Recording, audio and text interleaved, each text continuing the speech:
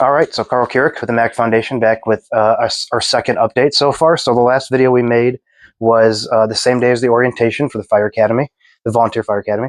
And that evening we learned about a lot of the expectations for the class and how it works with the balancing of studying and quizzes and tests, along with the skills and the physical portion of stuff that you have to do in training.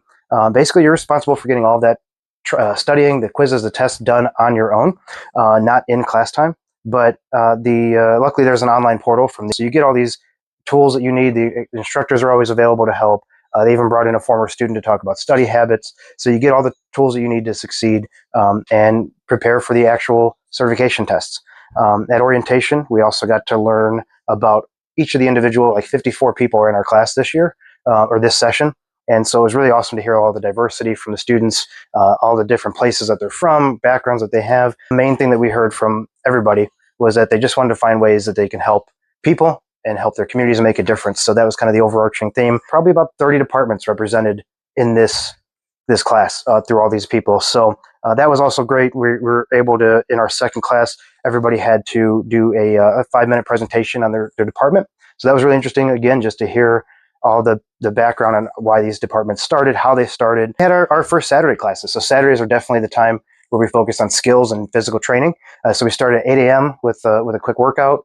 And then the instructors went over all of our gear in detail, how it's put together, why it's made that way, how to put it on correctly. And we got to test a few times, putting everything on correctly over and over again. And then eventually we put everything on kind of to see if we met. Eventually we'll have to do it all in 2 minutes or less. So we kind of got to try that out.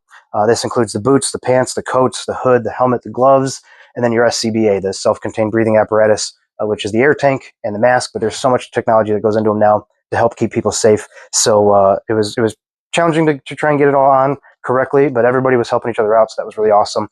And I think I'm doing pretty good with it. But maybe we'll make a video about that so we can get in more detail on that and then see how I do. But we also the last time we put it all on as a class, we walked around the Mac campus. We walked up like 3 flights of stairs and got to see what it was like to be moving it. All that gear is about 75 pounds plus breathing through a mask. It just takes a lot to get used to, takes a lot of effort, takes a lot of work.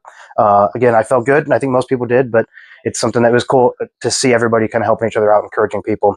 I know that the class is starting to get closer, starting to get to know each other, and that's just going to keep going while we're going through this class. So that's kind of our update for this week. And when we come back, we'll show more info and detail on gear and things that are happening in the class. And but I'm looking forward to all of it still. I'm excited.